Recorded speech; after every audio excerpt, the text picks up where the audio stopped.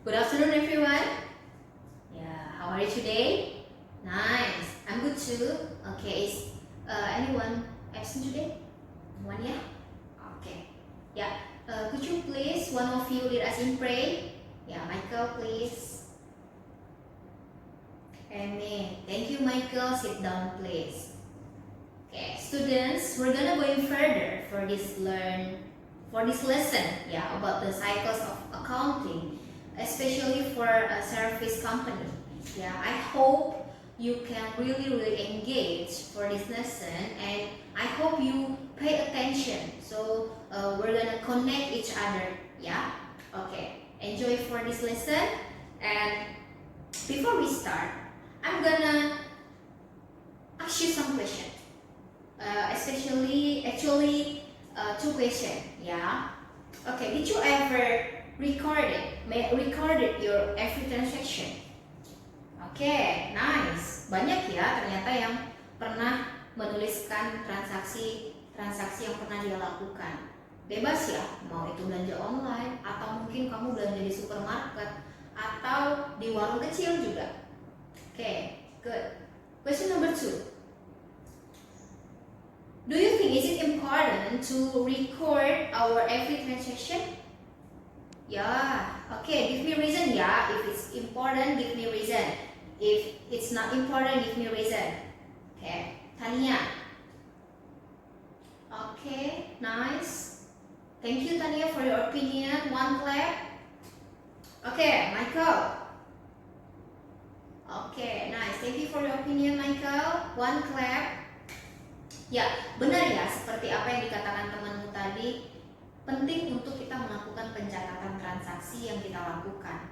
Ya, mungkin saat ini kamu pendapatannya belum ada, gitu ya, penghasilannya belum ada. Mungkin kamu hanya bisa menerima dari orang tua. Dan itu juga penting, walaupun kamu hanya menerima dari orang tua, kamu perlu mencatat setiap transaksi yang kamu lakukan. Gitu, supaya kamu tahu uang yang sudah kamu terima, kamu belanjakan buat apa. Kemudian kamu juga tahu untuk mengendalikan atau mengontrol keuangan kamu, gitu. Dan the basic why-nya adalah, okay, Sarah, please, could you help read this one? Okay, thank you, Sarah. Ya, benar sekali ya, karena Allah telah memberikan kita hikmat ya untuk berpikir dan mengelola keuangan melalui pencatatan transaksi yang tadi, gitu. Jadi karena kita sudah menerima berkat itu, sehingga kita perlu bertanggung jawab untuk mengelolanya, ya, melalui pencatatan transaksi yang kita lakukan, gitu. Secara detail ya, sebagai penata layan Allah, kita harus responsibility for that, ya. Oke, good. Oke, Miss ambil satu contoh kasus, ya. Did you ever hear this case? Ya, ini adalah seorang mantan ya yang bekerja di dalam pemerintahan perpajakan ya. Beliau telah terjerat pasal berlapis-lapis pada masa itu ya. Dia telah banyak melakukan pelanggaran hukum ya, khususnya dalam keuangan gitu. Nah, kira-kira apa yang bisa kita pelajari dari kasus ini? Oke, coba Sarah give your opinion. Ya, oke, good, nice, thank you Sarah. Ya, benar ya. Dari kasus ini kita belajar bahwa kita perlu bertanggung jawab atas apa yang sudah dipercayakan kepada kita, gitu ya. Jadi perlu untuk kita pahami bahwa segala sesuatu yang dipercayakan kepada kita, maka itu semua akan dikembalikan pertanggungjawabannya kepada siapa? Kepada Allah, ya, bukan hanya kepada pemerintahan di tempat kita atau orang-orang di sekitar kita, tapi juga kepada siapa? Kepada Allah. Jadi memang akar dari segala kejahatan adalah cinta uang, ya. Jadi kita perlu berhati-hati atas apa yang sudah ada di depan kita. Jadi Miss ingatkan kembali untuk kita ya, perlu mencatat atau perlu detail, bertanggung jawab, perlu mengelola keuangan yang ada pada kita, gitu. Oke. Dalam siklus akuntansi ya, khususnya kita punya beberapa tahapan ya dalam pelaporan keuangan nanti. Jadi sebelum kita melangkah lebih maju, kita harus mengumpulkan dulu transaksi, ya. Kita harus mengumpulkan dulu transaksi seperti yang Miss bilang tadi, gitu. Jika kamu punya transaksi-transaksi yang pernah kamu lakukan, kamu boleh kumpulkan. Nah, contoh transaksinya itu begitu, ya. Ini khusus dalam perusahaan. Dalam perusahaan juga ada transaksi, gitu. Nah, masuk ke tahap pencatatan dulu, ya. Today we will learn general ledger and ledger, ya, jurnal umum dan buku besar. Kita akan belajar hari ini. Kemudian next meeting kita akan lanjutkan ke ikhtisar, ya, atau merangkum. Kemudian masuk ke tahap pelaporan, gitu. Oke. Sebelum kita masuk ke general ledger, ya, atau jurnal umum, kita harus tahu dulu akun-akun, ya. Harusnya ini sudah kamu pelajari di minggu sebelumnya. Jadi Miss hanya remind lagi, ya, remind lagi jenis-jenis akun, ya. Ada akun real dan akun nominal, ya. Akun real ini adalah akun yang akan nanti dilaporkan, ya, pada neraca nanti seperti tahap pengikhtisaran yang tadi. Nah, akun real ini meliputi aset atau harta, liabilitas dan ekuitas. Liabilitas ini adalah kewajiban, ya. Ekuitas ini adalah modal kamu, gitu. Oke. Kita mulai di akun pertama, ya. Akun harta atau aset dibagi menjadi dua, harta lancar dan harta tetap. Harta lancar ini maksudnya dia liquid, gitu, ya. Perputaran arus kasnya berlangsung dengan cepat, gitu.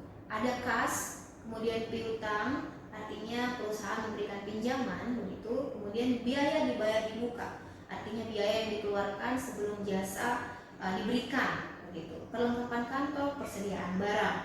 Kemudian harta tetap, ya, ini dia non liquid, ada tanah, kendaraan, peralatan dan mesin operasional. Yang kedua ada utang atau liabilitas. Ini juga dibagi dua, jangka pendek dan jangka panjang. Utang usaha, ya, perusahaan utang begitu dalam menjalankan operasionalnya. Kemudian utang wesel yang berjangka, utang gaji atau perkiraan atau gaji yang akan dikeluarkan, begitu, ya, yang masih belum dibayarkan. Pendapatan diterima di muka. Nah, ini juga mereka sudah menerima uang, perusahaan sudah menerima uang, namun belum memberikan jasa, gitu. Kemudian utang jangka panjang, utang obligasi. Nah, ini utang dia surat-surat penting, gitu, ya, surat-surat utang. Kemudian utang bank yang biasanya jangka waktunya itu lumayan jatuh temponya lama, gitu, ya. Kemudian ada, oke, kita lanjut masuk ke ekuitas atau modal. Ini adalah bagian hak pemilik terhadap kekayaan perusahaan, gitu, ya. Jadi modal ini akan berkurang terutama ketika pemilik perusahaan menarik bagiannya atau penarikan secara pribadi, gitu, ya. Kita akan bahas nanti lebih jauh. Kemudian akun nominal. Nah, ini akun ini akan dilaporkan dalam laporan laba rugi nantinya, ya. Yang terdiri dari pendapatan dan beban. Pendapatan juga dibagi menjadi dua, gitu, ya. Pendapatan ini adalah penghasilan yang diterima oleh perusahaan selama menjalankan operasional. Oke, pendapatan usaha, ya, ada pendapatan jasa. Berarti ini adalah income yang didapatkan oleh perusahaan ketika dia sudah memberikan jasa kepada orang lain, gitu. Kemudian penjualan barang dagangan. Nah, sama juga, namun ini dalam bentuk dagangan, gitu, ya, barang, begitu. Pendapatan di luar usaha, pendapatan bunga. Jadi misalnya kalau menabung, perusahaan menabung di bank, maka tabungannya itu kan akan berbunga. Nah, itu akan masuk dalam pendapatan bunga. Kemudian pendapatan dari laba penjualan aset tetap. Nah, ini adalah benefit yang diterima atau keuntungan yang diterima ketika menjual aset atau harta tetap, gitu. Kemudian beban. Beban ini adalah biaya yang dikeluarkan ketika menjalankan operasional perusahaan.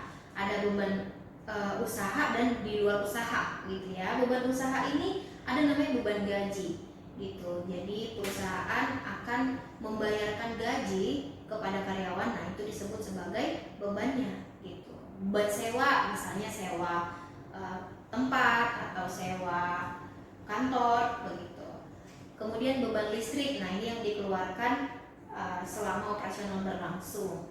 Beban di luar usaha, beban bunga gitu ya, ketika perusahaan meminjam uang di bank, nah itu kan ada bunganya. Nah itu terhitung di beban bunga. Kemudian kerugian pada penjualan aset. Oke, sebelum kita melangkah lebih maju, lebih jauh gitu ya, kita harus paham dulu konsep debit kredit gitu. Oke, debit kredit ini adalah istilah pencatatan ya yang mempermudah kita untuk melakukan pencatatan pada setiap transaksi gitu ya. Jadi debit nanti dia posisinya di kiri, kemudian kredit agak menjorong ke kanan gitu. Jadi debit kredit ini mempermudah kita mengurangi kesalahan lah ya dalam pencatatan gitu. Oke, kita masuk ke mekanisme penulisan atau peletakan akun debit atau kreditnya ya. Jadi di sini ada kita sudah ada 5 akun yang terdaftar gitu ya, penggolongan akunnya. Nanti kamu analisis transaksinya gitu ya, kira-kira dia masuk di akun mana. Nah, 5 akun ini ada aset, kemudian aset atau harta, kemudian ada utang, kemudian ada modal, pendapatan dan beban gitu ya. Nah, biasanya di akuntansi itu kita sebutnya call gitu ya. Nah, ini adalah bentuk saldo normalnya gitu. Jika transaksi ini mempengaruhi aset dan beban, maka dia posisinya di debit. Dan jika transaksi mempengaruhi 3 akun ini, maka dia posisinya di kredit ya. Mempengaruhi di sini artinya menambah gitu ya. Oke. Jadi HUMPB gitu ya. Posisi saldo normalnya adalah debit pada harta dan juga beban, dan kredit pada utang, modal dan pendapatan. Oke, kita lanjut. Oke, Miss akan review dulu ya. Miss review untuk kamu lihat bagaimana posisi peletakan yang benar. Oke.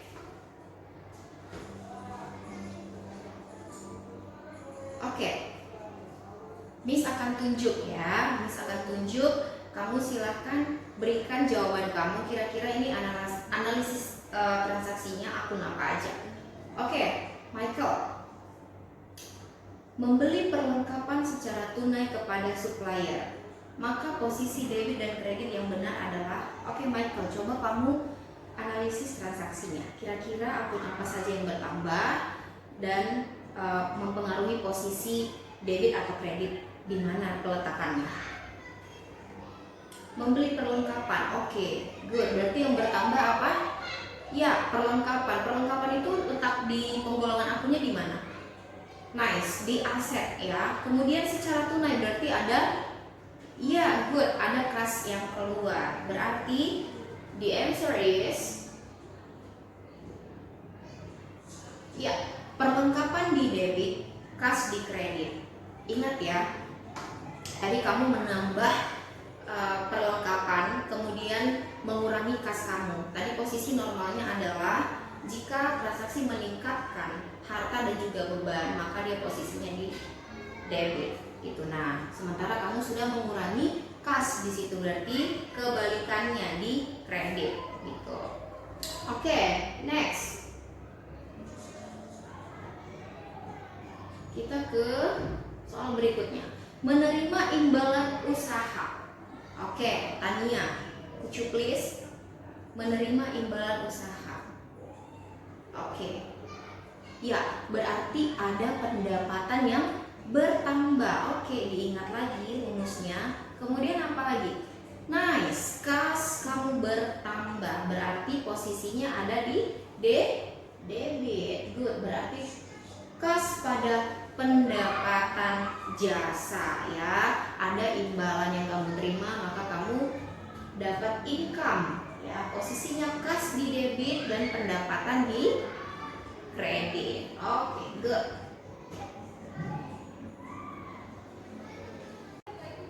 Oke, sejauh ini paham ya untuk posisi debit kreditnya.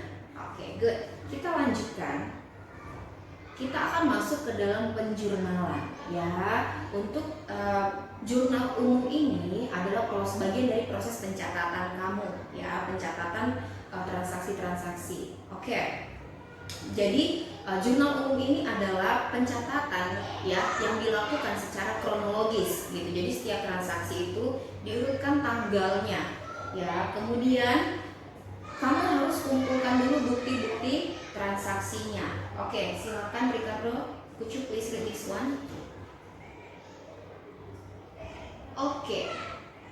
Jurnal umum adalah buku harian, tempat mencatat semua transaksi secara sistematis dan kronologis. Nah, itu yang Miss bilang tadi, ya. Pencatatan dilakukan secara kronologis, ya, supaya urutan per tanggalnya kamu tahu begitu apa yang sudah kamu belanjakan di tanggal-tanggal tersebut gitu. Nah, kira-kira kegunaan jurnal umum ini apa? Ya, oke, di depan sudah ada, ya. Nah, ini adalah salah satu jembatan untuk kamu nanti masuk kepada proses pencatatan ke jenjang berikutnya, gitu ya, supaya kamu tahu sudah apa saja transaksi yang dilakukan, gitu. Nah, kamu juga akan tahu nanti jumlah uang yang sudah kamu belanjakan, sehingga perlu ada keseimbangan atau balance antara debit dan kreditnya. Oke, sebelum kamu melakukan proses journaling, kamu harus analisis dulu, ya, di transaksi itu kira-kira akun apa yang akan muncul di jurnal umum nantinya. Kemudian setelah kamu tahu akun-akun yang akan dimasukkan ke dalam jurnal umum, maka kamu juga harus mengetahui, ya, posisi debit kredit pada akun tersebut gitu. Jadi perlu analyze first the transaction, ya.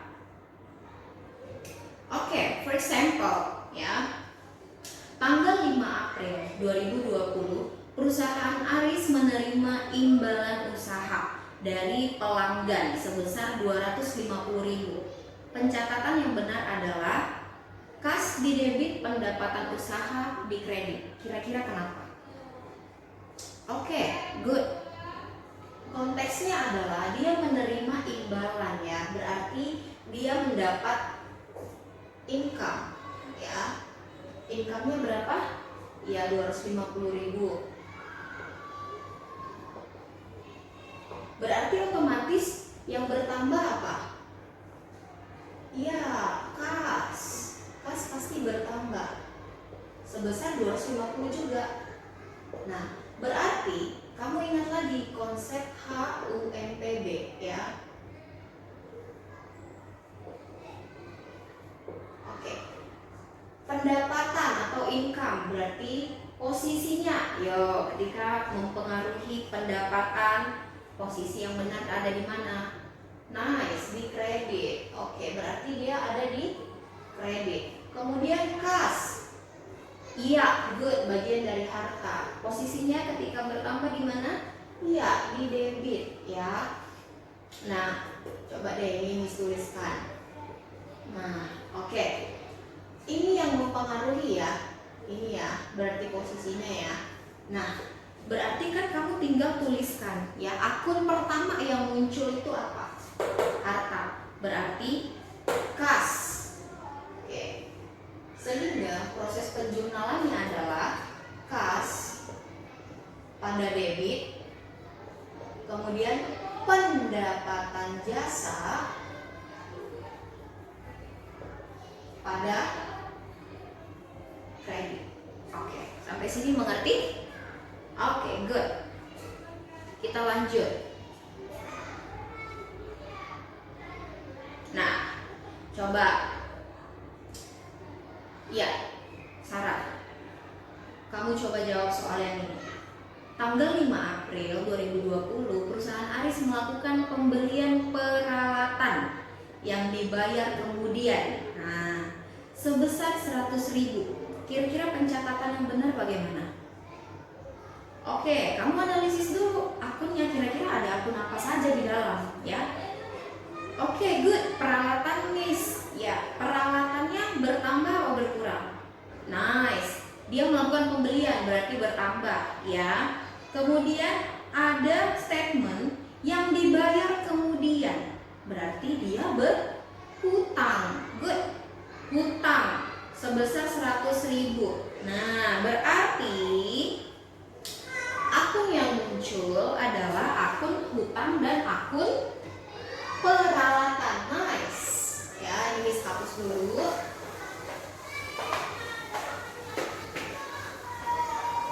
Oke. Akun yang muncul berarti akun hutang dan peralatan. Oke. Utangnya bertambah. Ini bertambah. Peralatannya bertambah juga nggak? Iya, bertambah. Oke, coba analisis lagi. Kira-kira posisi debit kreditnya di mana? Oke, good. Peralatan itu kan tadi masuk di harta, ya, di harta. Berarti yang muncul jurnal umumnya adalah peralatan pada nice utang usaha. Ini di debit, ini di kredit. Sebesar berapa? 100.000.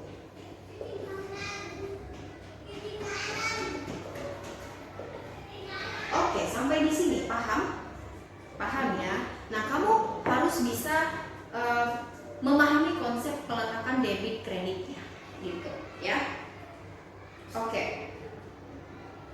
Nah, ini ada bentuk jurnal umum ya yang bisa kamu perhatikan. Modelnya ini sederhana, jadi kamu coba perhatikan ya. Yang paling atas itu adalah peletakan nama perusahaan, gitu. Jadi misalnya usaha jasanya apa? Gitu. Misalnya Maria Konseling, gitu. Jadi dia bergerak di jasa konseling. Kemudian keterangan jurnal umum berarti ini khusus untuk jurnal umum, gitu. Dan periodenya di sini. Jangan lupa cantumkan tahunnya juga.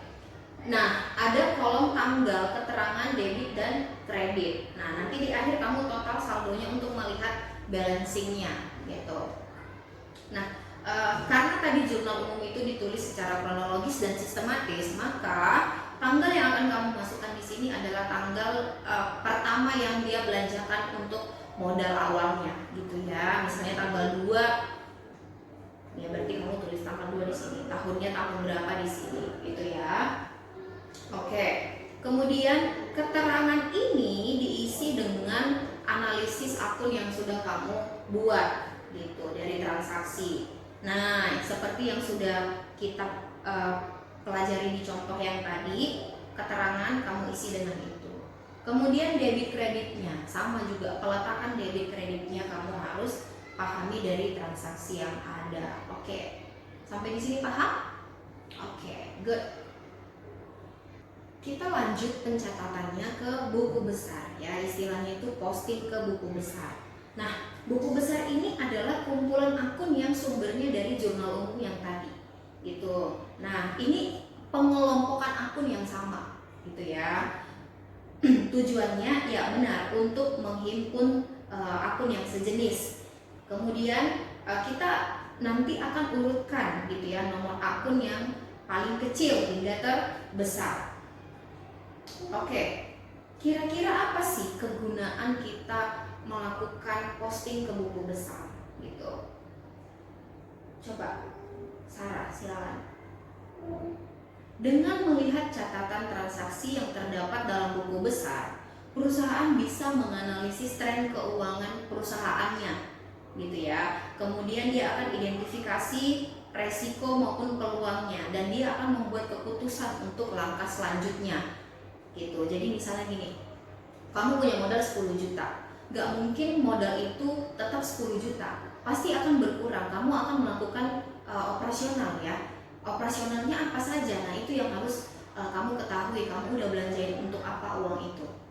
Nah, dari situ kamu akan memutuskan kira-kira langkah selanjutnya kamu mau ngapain, menambah modal kah, atau mau investasi atau bagaimana, begitu. Nah, ini dia bentuk buku besar yang dipakai ya dalam sistem akuntansi, gitu. Ini adalah buku besar 4 kolom, gitu. Nah, di sini ada nama akun. Jadi nama akun ini misalnya dari jurnal umum tadi ada akun kas gitu ya. Nah, kamu bikin di sini akun kasnya.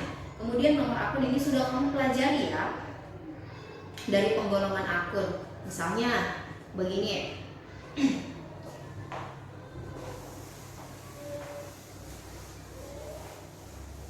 Oke, Bu ingatkan lagi ya. HUMPB. Nah, harta kan tadi dibagi dua tuh ya, harta lancar dan harta tidak lancar gitu ya, atau harta tetap. Nah, ini kamu golongkan. Nah, dalam urutannya harta ini nomor berapa? Nomor 1 ya. Jadi kamu tinggal bikin aja berarti. Oh, akun bagian dari harta lancar apa aja? Ada kas tadi kan, kemudian ada piutang. Nah, berarti kamu lihat, oh dia nomor 1, berarti akun kas 1. Kemudian kamu lihat, kita kasih kode ya. Misalnya ini 1, ini 2 gitu. Jadi 1, kemudian letak akun kasnya di mana? Di 1. Oke. Nah, jadi akun kas 111 gitu. Paham? Ya.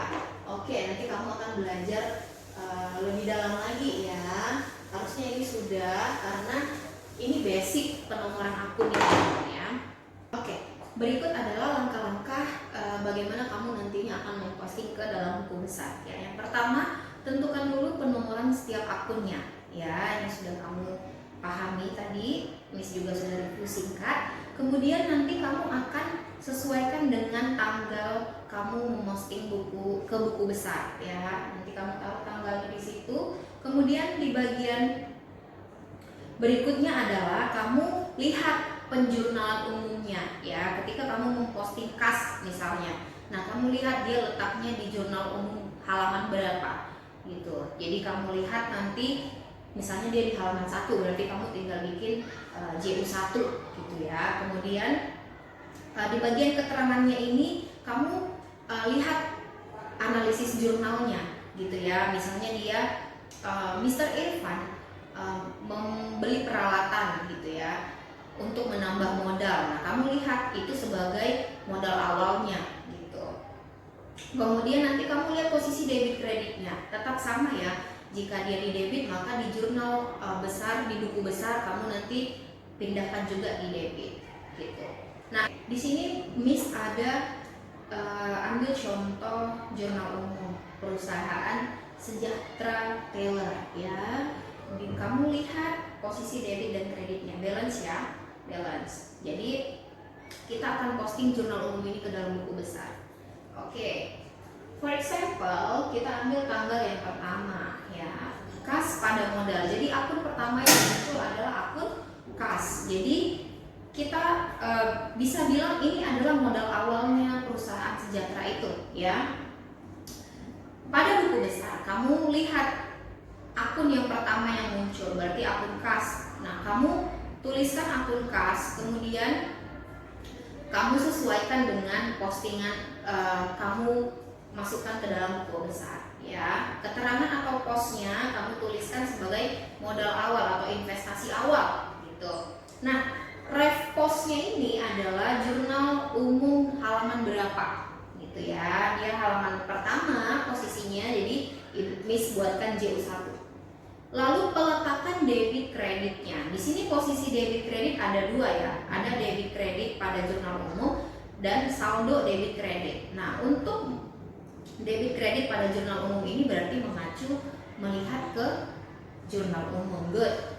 Di jurnal umum itu posisinya di debit sebesar 2 juta. Maka di buku besar kamu juga pindahkan sebesar 2 juta di debit. Nah, kemudian di saldonya ini kamu lihat ketika dia posisinya di debit, maka dia akan menambah gitu ya. Jadi untuk akun pertama berarti kamu posisikannya 2 juta di debit. Oke, untuk saldo berarti 2 juta di debit. Nah, ketika nanti ada tambahan pada akun kas gitu ya, posisi yang sama di debit, maka di saldo ini kamu tambah dengan jumlah yang bertambah di akun kas itu. Tapi ketika dia posisinya di kredit, maka dia akan mengurangi gitu ya. Jadi di saldonya, di bagian saldonya ini kamu letakkan posisinya di dikurang juga gitu ya. Tetap posisinya di debit karena posisi saldo normalnya adalah di debit. Good. Oke. Next. Kita akan latihan ya, menganalisis transaksi, kemudian melakukan pencatatan ke dalam jurnal umum, lalu mempostingnya ke dalam buku besar. Nah, Miss akan bagi kamu ke dalam beberapa kelompok ya. Setelah itu nanti kamu minta tolong ambil worksheet kamu di depan. Oke. Miss akan bagi dalam 5 kelompok secara acak. Perwakilan salah satu dari kelompok boleh ambil worksheetnya ke depan. Oke.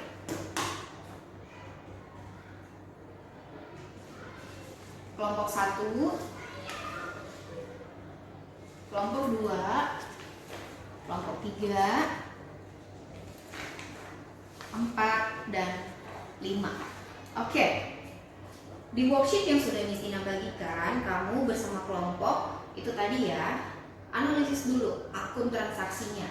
Kira-kira dia masuk akun apa. Kemudian kamu lihat peletakan posisi debit kreditnya. Ya, pakai ingat lagi yang harta, utang, modal, pendapatan, dan beban. Gitu. Saldo normalnya call ya. Oke. Setelah itu kamu lakukan posting ke buku besar ya untuk mengklasifikasikan, menggolongkan akun yang sejenis ya. Oke. Silahkan bersama kelompok, Miss kasih waktu selama 20 menit ya.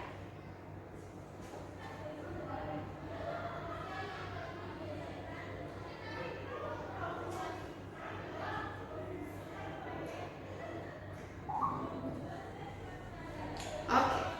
Silahkan dikerjakan. Jika ada yang kesulitan boleh bertanya ke Miss Tina ya. Oke, waktu habis ya. Kita akan bahas singkat mengenai transaksi yang ada di jurnal umum kamu ya. Oke. Ini adalah usaha dari Ibu Melisa ya. Pada tahun 2022, Ibu Melisa mendirikan usaha menjahit dengan nama Melisa Tailor. Transaksi keuangan yang terjadi selama bulan Oktober adalah sebagai berikut. Pada tanggal 1, Melisa menyetorkan uang tunai sebesar 2 juta ke kas perusahaan. Oke, kita sudah dapat ya beberapa transaksinya di sini. Kemudian coba kita buatkan akunnya ya, analisis akunnya. Kira-kira akun apa yang terdaftar pada jurnal umum gitu. Pada tanggal 1 ya, nanti kamu bikin di jurnal umum. Pada tanggal 1 Melisa menyetorkan uang tunai sebesar 2 juta. Oke, berarti coba ada yang mau bantu kelompoknya? Ada yang mau jawab? Ya, oke, kelompok 2. Kira-kira pada tanggal 1 itu analisis transaksinya apa? Oke, nice. Kas pada modal, Miss. Good. Kasnya di debit ya. Berarti sebesar 2 juta. Kemudian modalnya juga sama ya, 2 juta. Oke. Next. Selanjutnya tanggal 5, ia membeli 2 mesin jahit sebesar 250.000. Satuannya ya, 250.000. Jadi kalau 2 berarti dikali 2 berapa? Ya, 500.000. Kemudian 150 dibayar tunai, sisanya dibayar bulan depan. Berarti dia ada hutang. Good, ada hutang ya. Pada tanggal 5 dia membeli 2 mesin jahit. Oke, kelompok 3, kira-kira akun apa yang terdaftar di sini? Membeli. Oke, good. Akun kasnya ada Bu, berkurang. Oke, nice. Kemudian iya, peralatan, mesin jahit, peralatan ya, sebagai hartanya itu. Oke. Nah, berarti harta bertambah di mana? Good, di debit. Berarti peralatan sebesar berapa? Iya, 500.000. Kemudian ya, nice, kas. Kenapa kas? Karena dia berkurang. Tadi yang dibayarkan berapa? 150. Good. Berarti 150.000. Lalu di statement berikutnya dia bilang apa? Sisanya dibayar bulan depan. Berarti utang posisi normalnya di mana? Buat di kredit. Sebesar berapa? Sisanya 350. Balance ya, debit kreditnya sama 500.000. Oke. Beginilah contoh penjurnalan yang akan kamu lakukan nanti ya. Jangan lupa kamu taruh tanggalnya, kemudian posisi debit kreditnya. Setelah itu kamu posting ke buku besar ya. Buat pengelompokan akunnya, kas, kemudian modal, kemudian yang muncul berikutnya peralatan gitu ya. Kamu lihat transaksi yang muncul, lalu kamu klasifikasikan nomornya. Oke? Oke, good.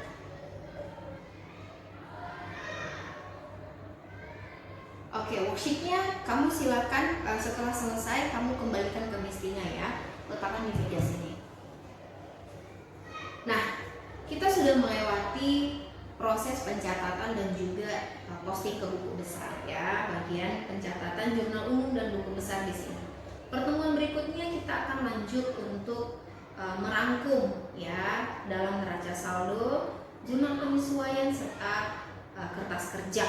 Jadi kamu harus latihan dulu supaya kamu paham betul-betul bagaimana analisis akunnya, peletakan debit kreditnya, gitu ya. Miss untuk memantapkan pemahaman kamu akan latihan secara individu ya. Di sini Miss sudah sediakan beberapa contoh transaksi ya yang perlu kamu analisis dan buatkan catatannya dalam jurnal umum.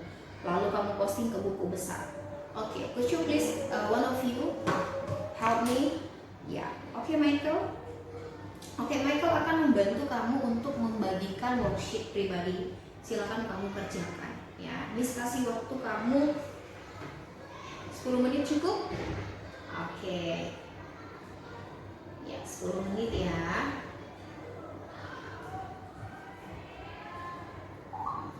Wait. Oke, 10 menit dari sekarang silakan kamu kerjakan.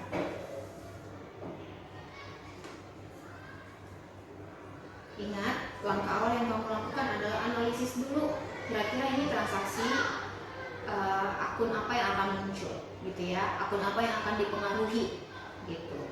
Kemudian kamu analisis lagi peletakan debit kreditnya, ya. Kamu ingat lagi konsep call ini.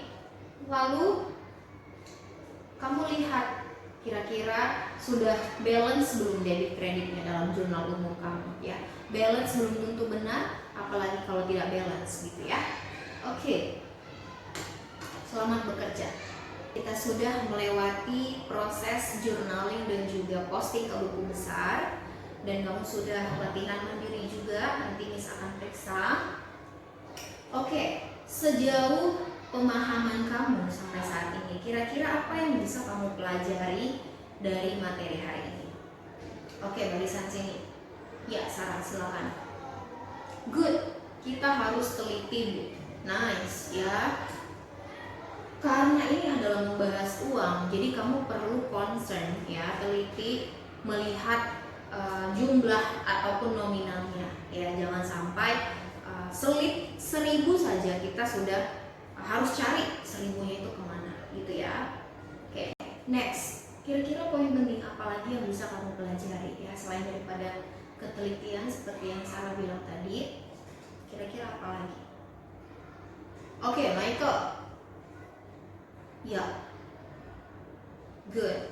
Kita harus bertanggung jawab gitu ya atas pelaporan yang kita buat. Nice, thank you Michael.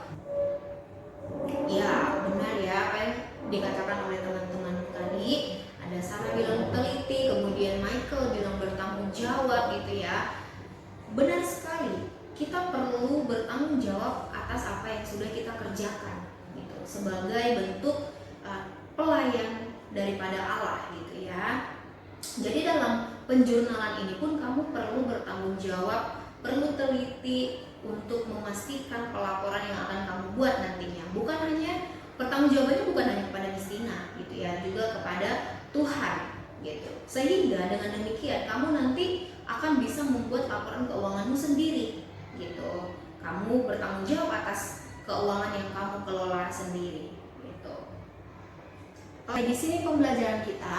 Sampai bertemu minggu depan. Kamu persiapkan dirimu untuk langkah pencatatan berikutnya gitu ya. Dan jangan lupa kamu pelajari lagi bagaimana analisis akun. Oke? Ya, terima kasih untuk hari ini. Silakan Michael, lead us in pray.